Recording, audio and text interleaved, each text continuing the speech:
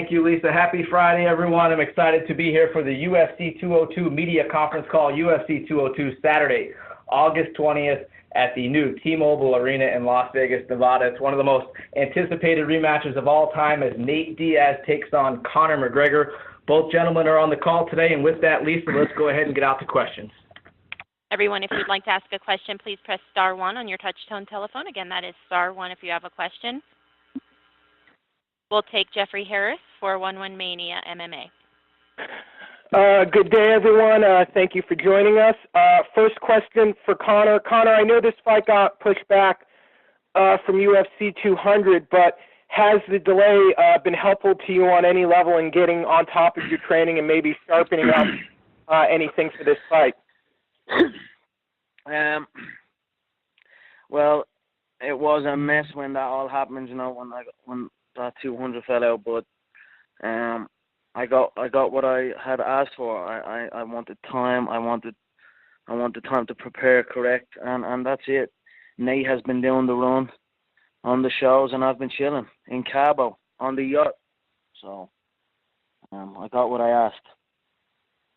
And a second question, for what your role was going to be in Triple X2, we know Michael Bisping is in the movie now. Was that role originally meant for you, and have you spoken to Bisping and maybe taken partial ownership of that role? It's because of me you have that role and you were so relaxed going off that set to win the UFC title? Yeah, I should get a cut. I didn't even get a thank you off Bisping. That was my role, yeah.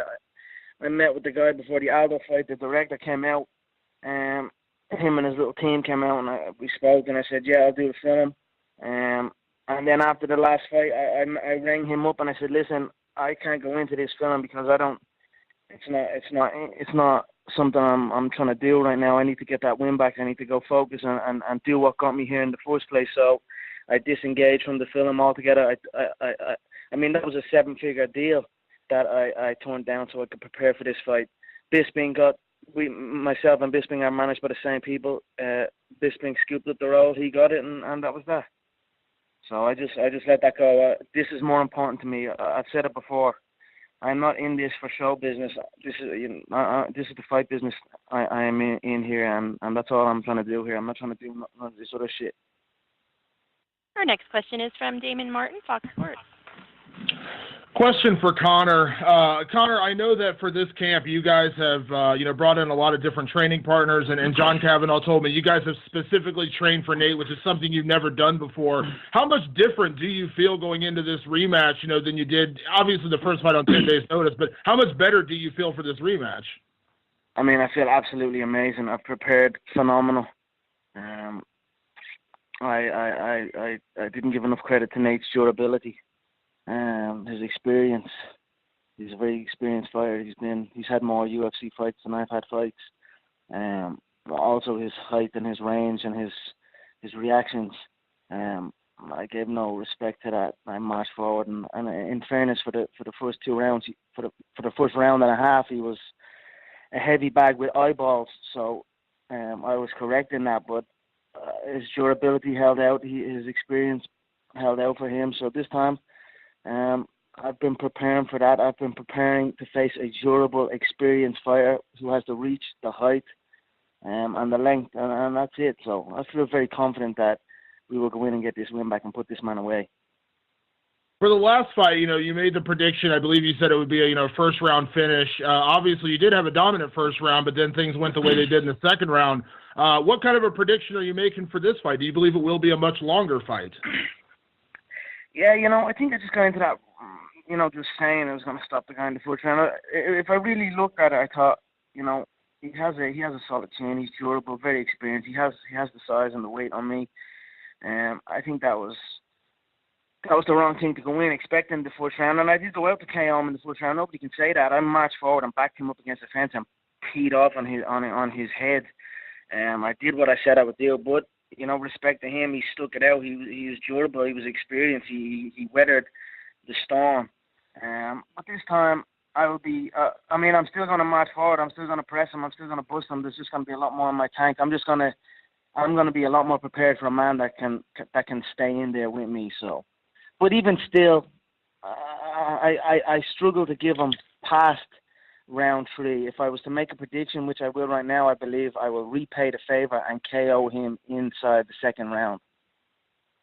And last question, Conor. Obviously you came into the UFC and immediately made your goal to go after the featherweight title. You fought Chad Mendes, you won the title. Obviously, you knocked out Jose Aldo. Both of those are very big moments. But would you say this rematch with Nate is the biggest fight of your career to this point?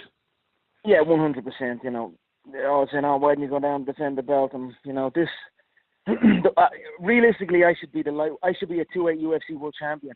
If I fought Rafael dos Anjos, if he didn't pussy out of that last one and showed up, the shots I cracked Nate in the first 8 minutes of that round would have KO'd Rafael dos Anjos stiff. That's no question. I would be sitting here right now as a 2-weight world champion, but I don't dwell on that. I'm happy that this happened because it forced me to look at my preparation, look at the route I was going. It forced me to reassess. So I'm happy that this happened. But make no mistake, this one means a hell of a lot to me. This one means more than any amount of gold or money combined. I gave up a hell of a lot of money. I gave up opportunities, Hollywood opportunities for this contest. I didn't want to show up to do, I wanted to restrict media. I wanted to solely focus on this. So that should tell you how much this fight means to me, and I've been preparing accordingly. Thanks very much, Conor. Thank you. Up next is Jack and Carnical of the Boston Herald. Thanks very much. This question is for Nate. Nate, we have a pretty good idea why Conor wants this fight. Why do you want this fight again? Because I'm not, like I said before, I've been fighting everybody in the UFC. We've been fighting forever. So if I'm going to fight, it's going to be for a big deal fight, not just a fight, I think that it's time. Like I was ahead of everybody as far as a following in the UFC. I was the biggest draw, the biggest everything in every weight class. And then Conor came around, and then he was the biggest draw. He was getting a big push. Everybody was all about it. The UFC was Conor McGregor. So if I'm gonna fight somebody, it's gonna be something that's a big deal, not just a funny fight, just a fight, because I can make just as much money outside of the ring as in the ring. So why am I going to sit around? So if I'm going to get a big payday and I'm going to have a big fight, then I'll fight. If not, then I'm not going to fuck around no more. Thanks, Nate. Thank you. Conor, a question for you. On the jiu-jitsu side of the game, can you give us any insight into how you're attacking that, what you thought would be the solution for the outcome of that first fight in terms of the ground? Yeah, I'm confident in my jiu-jitsu. I don't think. I mean, Nate is very skilled on the mat. I don't think the difference between us in that fight was the jiu-jitsu. I think it was the durability, the endurance, the experience. I think that was the difference. I mean, when we were both fresh, I ended up on the mat. He caught that kick. He done that takedown. He does, and I swept him. So I was on top, controlled in the first round. He tried a triangle. I stopped that. Looked at pass, he looked at tangle up the legs, and I was landing shots. I am confident on the mat with Nate. And then, add to that now, after that, I've brought in heavier people, more experienced jiu-jitsu people to come and push me daily. So I will be experienced for the jiu-jitsu in the later rounds also. Now, can you help us understand kind of how you see your career and how you see your reputation in the sport and why it's vital to that to beat Nate Diaz, to not just move back to 145 or go campaign at 155? Why is it essential to have this rematch? Just the way it all came about. Look, when people look back on my career, I'm just a kid that came from nothing and done it, went all the fucking way, you know what I mean, and showed up every time, showed up to fight every time. There's a lot of pussies in this game. I've said it before. A lot of people that claim they want to fight and they want to do this and they want to do that, but they don't do jack shit. I bring it every time, and I'm not afraid of no challenges. And that's it. That's how my career will be remembered. A guy that showed up to fight every single time. And finally, for you, as you progressed in your stardom and your bargaining leverage, you worked a lot with Lorenzo when it came to negotiating deals and things like that. Now that the company's been sold and Lorenzo's stepping out of his position, are you wondering kind of what the future looks like? No, I'm not wondering. I'm plotting. You know, that's what I'm doing. I'm sitting back, working hard, and I'm plotting. So that's what I'm at right now. I mean, much respect to the Fertitta family. I mean, you want to talk the greatest of all time in the fight game. You're talking the Fertittas, Mr. White, and Mr. McGregor. You know, that's it. We came in here and they brought the sport from nothing to something, and I brought it up to a $4 billion price tag. You know, 2015 was the biggest year for the company. It raised it from what was estimated at $2 billion. Now then it was sold for $4 billion. I mean, that's a you don't see a play like that ever, and you're never going to see a play like that ever again in your life. So, much respect for what they've done. It has been an honor to fight under this Fertitta regime, and you know, who knows what the future holds. I don't know what their involvement is anymore. I haven't really spoke too much on it. Like I said, I just distanced myself from all of that other stuff for now because I've got a fight on my hands. I've got a heavy bag with eyeballs that can take one hell of a smack. So I'm about to give him one hell of a smack. So that's all I'm focused on right now. But I am still plotting in the wings, and we will wait and see what happens. Thanks, everybody. Once again, everyone, it is star one if you have a question. Up next is Justin Barrasso, Sports Illustrated. Thank you, both Nate and Conor. Conor, question for you. I'll start with you. With the success of UFC 200 and the cross-promotion between UFC and WWE with Brock Lesnar, who fared extremely well despite amid much popularity, I mean, there's no bigger fighter in the game than Conor McGregor. Do you have plans to ever continue that cross-relationship and go to WWE? You know, I haven't really thought about it. For the most part, those WWE guys are pussies. To be honest, they're messed up pussies, if you ask me. I mean, fair play to Brock, he got in and fought, but at the end of the day, he's juiced up to the fucking eyeball. So how can I respect that? What's the other guy? The other guy, he hasn't fought yet, so I don't know about him yet. But I mean, there's some dons in that wrestling game. I mean, the McMahons, they're dons. Triple H is a don. The Rock is a don. But the rest of them are pussies, man. I don't know. I mean, I haven't really thought about that, to be honest. Again, that's a little bit more show business. So this is the fight business. On that note, with the fight business, I know that you've mentioned you kind of came from nowhere and turned yourself into one of the greatest fighters, literally, to ever step in the octagon. You fed off doubt your entire career. Did that at all help you? Losing the first fight, I mean, obviously, has it given you more of an edge coming into the rematch, or it wouldn't have mattered either way because you're ready to go with it too? Sorry, could you repeat that again, please? Of course. The fact you fed off doubt your entire career. Does the fact that you lost the fight give you an extra edge this time around, or win or lose, it wouldn't have mattered? You've got that drive that would have pushed you forward either way. Yeah, you know, I'm an expert at adaptation and overcoming adversity. I've been doing it my whole life, and I've faced many defeats in all forms of fighting, not just MMA, but in everything. So, and I've always come back stronger. So, I mean, we win or we learn. That's what my coach John says. and that's what we do. I feel I have grown as a fighter. I've gained some valuable experience. You know, usually when I go in, I tip them, they go down. That's it. My division, I killed them. Check my record: 3.5 second knockouts. You want to be accurate. But they knocked out Aldo out 11 seconds if you want to be accurate. I have 16 second knockouts on my record. When I hit them, they fall. So it was nice to go in there and face a man that although he was close to crumbling, he stuck it out and showed his experience in Europe. But it was nice to experience that. And now I have a chance to go back in and use what I have learned from that, use my experience gained from that fight, and go at it again. So I'm very, very excited for this fight. It's going to be a hell of a fight. The last one was a hell of a fight. We went in there, we stood toe to toe. You know, the fans are in for a treat, but make no mistake, my hand will be raised. Thank you very much. Next up from the Los Angeles Times, Lance Pugmire. Hey guys, how you doing? Conor, first of all, for you, I know Dana has said that he wants you after this fight to return to featherweight against Aldo. Will you do that? You know, I haven't really spoken about it to anyone about what's next. Who knows what's next? Right now we're 15 days away from a war, and I'm ready for the war. So that's all I'm thinking of right now. Let's have this war.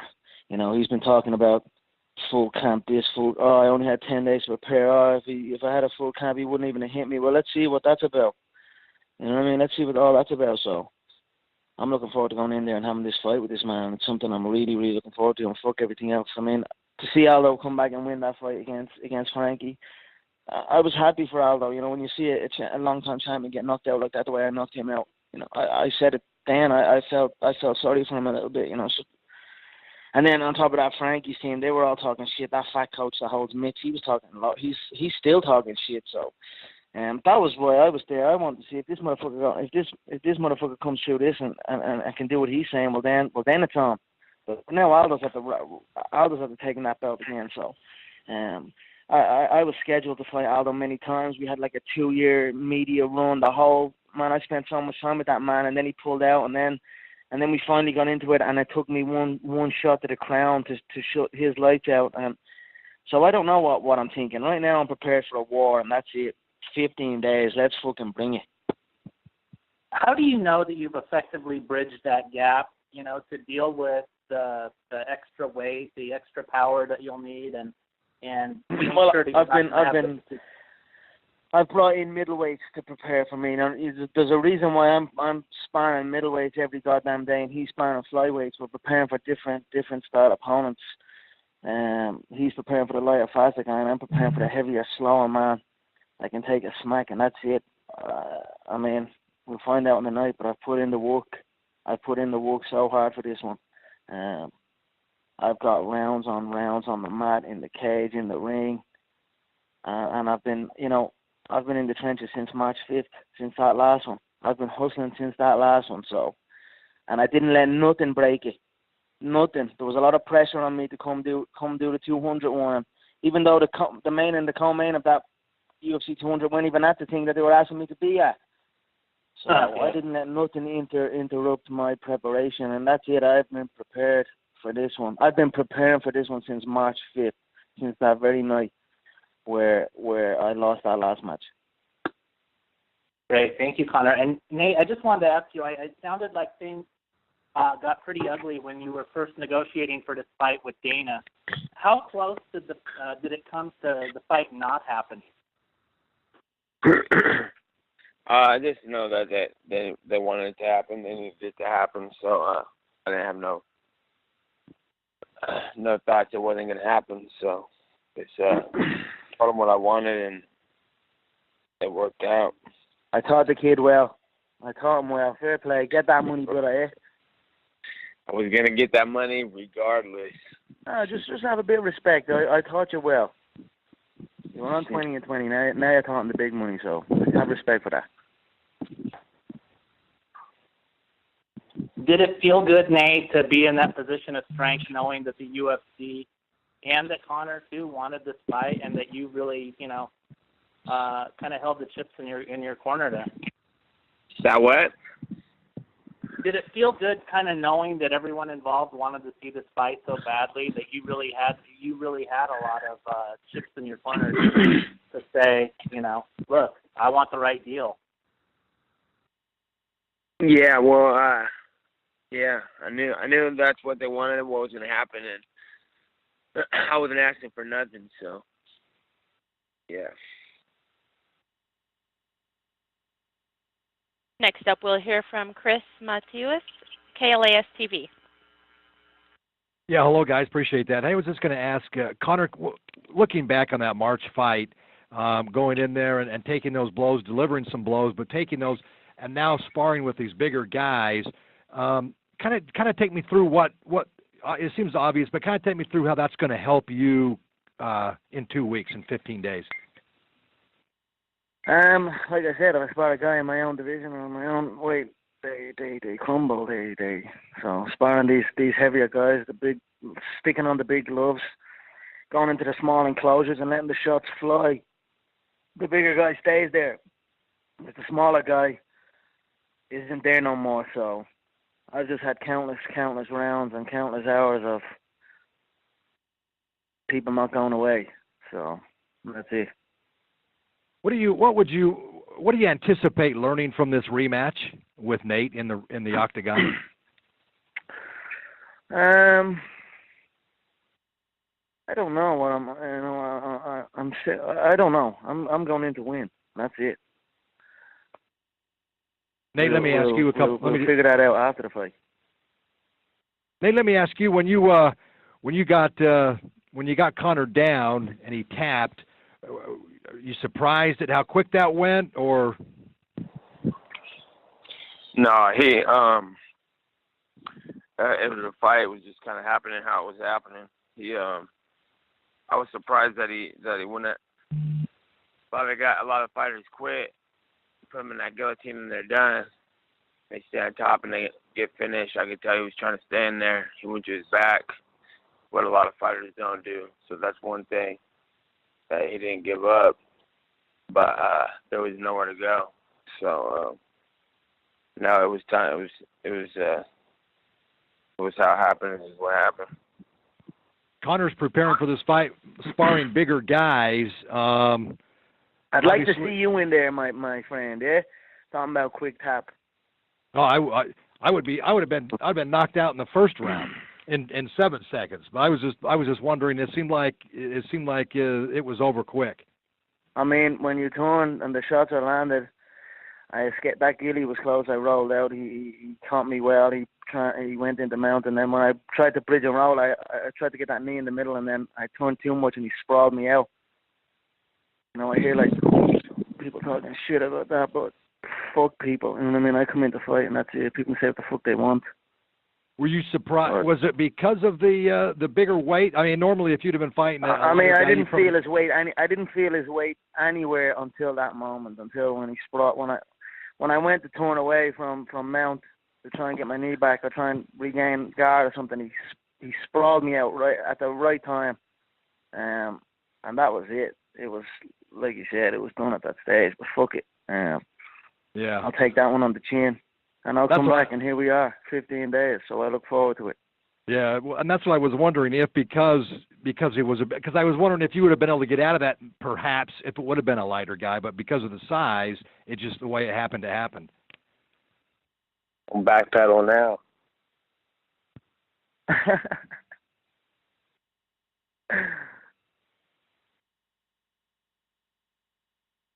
And once again, ladies and gentlemen, it is *1 if you have a question today. Next up is Chamathkar Sandhu, MMAJunkie.com.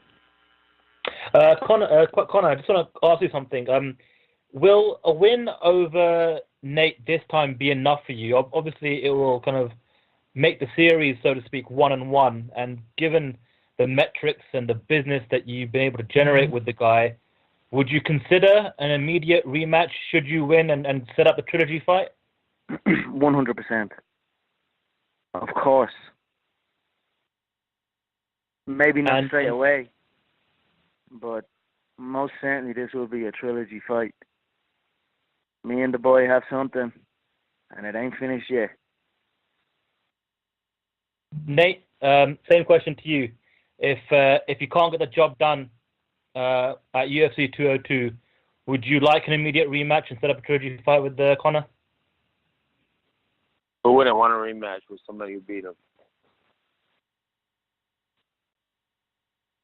All right, thanks, guys. Appreciate that. Next up is Mark Raimondi, SB Nation. Mark, your line is open. Do you have a question? Don't be scared, Mark. Hello? Right. Can you guys hear me? There you go, Mark. There you are. You're live. Sorry about that. Conor, I just wanted to ask you.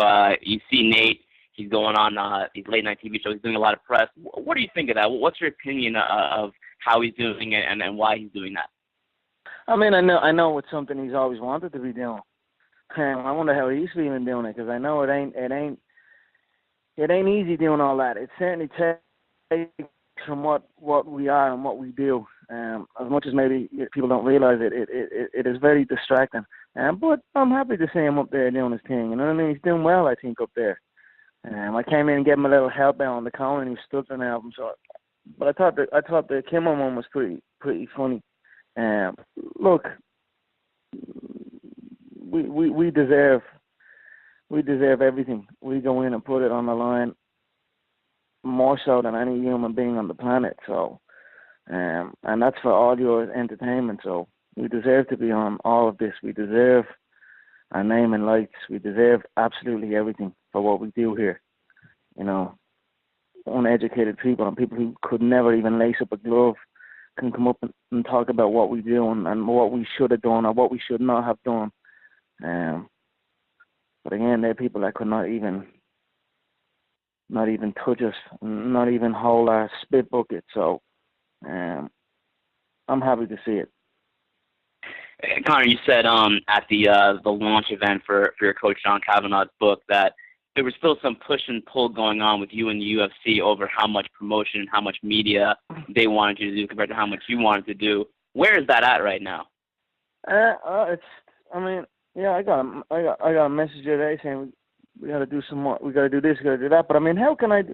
What I'm doing right now, I've created a media empire. I'm at the foot of a media empire with this Mac Life thing I've created here.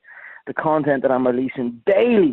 I'm releasing these embedded style movies quicker than embedded. You know what I mean? So what more? You know what I mean? I'm doing so much. Although I'm training. I'm doing. It's on my own clock. I'm still a workhorse in the promotion side of things. As you can see, I'm in the news every day. I run the news now. You know what I mean? That's where I'm at. So I create my own content. I'm in control of everything I do now, and that's the way it should be. If you look at the sale of the UFC, one of the reasons they got the $4 billion was because they owned all their own content. All that content was theirs. It was nobody else's. So that's what I'm at now. I'm creating my own content. I'm saying I can do my own setup here. I can promote this from where I'm sitting. I don't got to travel and go on to some talk show where someone doesn't even know nothing about the sport. You know what I mean? I can reach audiences and reach my fans and do what I'm doing from where I'm standing. So that's a powerful play, and it's a play that I've done. You see all these fighters and they're all sharing these.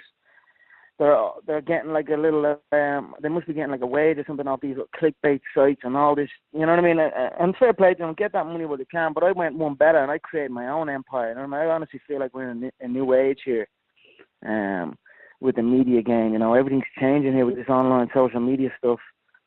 So I'm capitalizing on it. I'm right at the top of it now. And as you can see by the numbers are going good. All those videos I've been producing are like 6 million views almost. I think I'm at right now, and that's no push. That's all organic. I'm a promotion machine, and I'm only starting. We're only on day one, really. I've only set the thing up a couple of weeks ago, 2 weeks ago or something. And who else can do that? I see Nate, fair play to Nate. He's setting up that little Road to War now and saying that's his T-shirt sponsor. Or some guy's paying him to wear T-shirts, and then he's probably, as part of the deal, is asking him, can he follow him around with a camera, and they're making these stupid little videos from it. Now, they're not the best videos, but he's trying something, so I got to give respect to that. But know the Don when you see the Don, and I'm the Don here. I'm running the whole damn thing, so that's where I'm at with the promotional situation. I said I wanted to do I wanted to disengage from what they were asking, from some of what they're asking, not all of it, but I didn't just do it and turn my back and say, fuck this. You know what I mean? I went and done something else. I created my own setup. You know what I mean? So that's where I'm at with that right now. Thanks, Conor. And just for Nate, is Conor correct? Is the late night talk show kind of stuff? Is that what you've always wanted to do? And are you comfortable in those situations? No, it's not like something I was like losing sleep over trying to get into. But when they call an opportunity there, you might as well take them because it's gonna build your brand, all that stuff. The marketing gets bigger, so you have to. I didn't want to really do none of it, but I didn't want to look back and say, fuck, I should have done that. So I'm just doing what I got to do to get by and get my things cracking, get my things going. Gotcha. Nate, you tweeted something last week. I think it was after your appearance on Conan, something about the UFC punked you or the UFC played you. Everyone was kind of freaking out about that tweet. What was that about?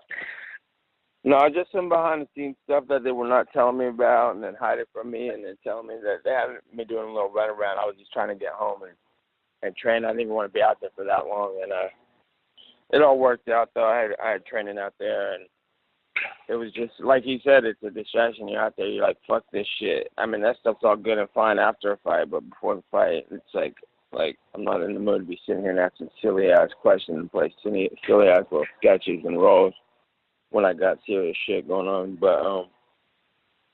But it all got worked out and everything's all good. Cool. Thank you guys so much.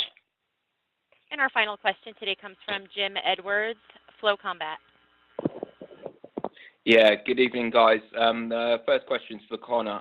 Conor, the facts are the facts. You've been tested 14 times now by USADA, and that's significantly more than any other fighter in the UFC at the moment. Why do you think that is? I don't know. Right now I'm out in Las Vegas, so I imagine that's handy for them. But back to back I was tested. One day Nevada Athletic Commission came, and then the next day USADA came. As you can see on the Mac Live videos, I give you exclusive footage of what that process is, and you know I'm happy to be tested. You know, you see these. It is. I mean, the boy is not far wrong. I mean, they fucking all are on steroids, so it is fucked up.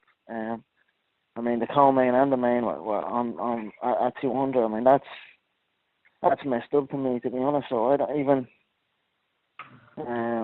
I don't know. I'm happy to be tested, and I hope Nate's being tested, because I know, although Nate tried to throw an accusation at me, it's his teammates that have been caught before, and so I just hope he's been tested as much as I'm being tested. But I am happy to be tested. I never kick up a fuss. I never do an Aldo and throw the piss over my shoulder and ring the police like he done in Brazil. I welcome them in. I do the test, and then on they go, and that's it. It's a good thing for the sport. That's all I know. So I'm happy to be tested. I believe the records show that Nate's been tested 8 times. Is that what do you think about that? Yeah, it's much 6 less than me. I mean, when was he tested? Was he tested this camp? I don't know. I haven't heard nothing. I know the Nevada guy was saying he's heading there now. So I don't know. I mean, all I know is I'm being tested, and that's it. Good stuff, good stuff. Obviously, you were there at UFC 200. Obviously, now coming up to UFC 202, do you reckon that's going to surpass 200 in terms of the amount of media attention it gets and potential pay-per-view buys? Well, I do hold every record in the book, so you tell me. This fight is going to be one hell of a fight. The numbers will represent that, but the fight will be a spectacular contest. And I'm confident I'll smash my own records once again. I'm sure you will do. Question for Kate. Question for Nate even. Nate, a boxing coach, Ricky Funes, was saying a few days ago that you're walking around at 200 pounds. Is that true? Yeah.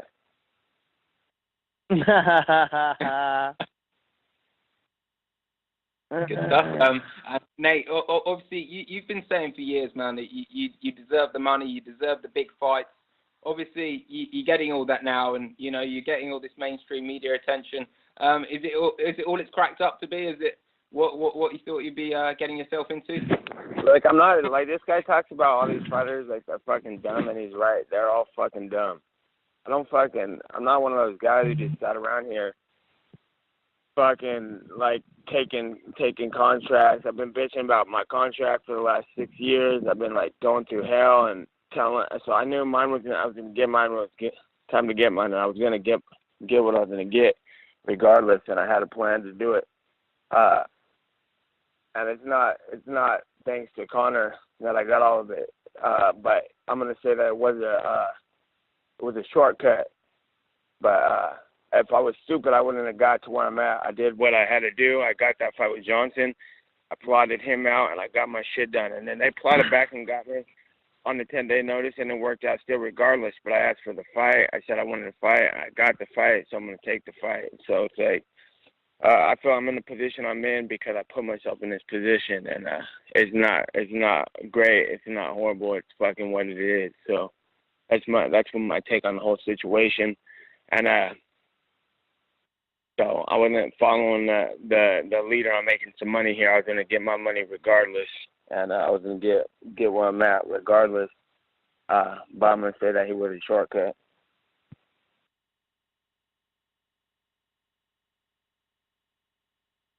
All right. Thank you, Nate. That will conclude today's UFC 202 media conference call, UFC 202 from the T-Mobile Arena, Saturday, August 20th, live on pay-per-view. Thanks to Nate and Conor. And just a reminder, folks, tomorrow, UFC Fight Night from Salt Lake City, Utah, as Yair Rodriguez takes on Alex Caceres. That card is live on Fox Sports 1. The main card starts at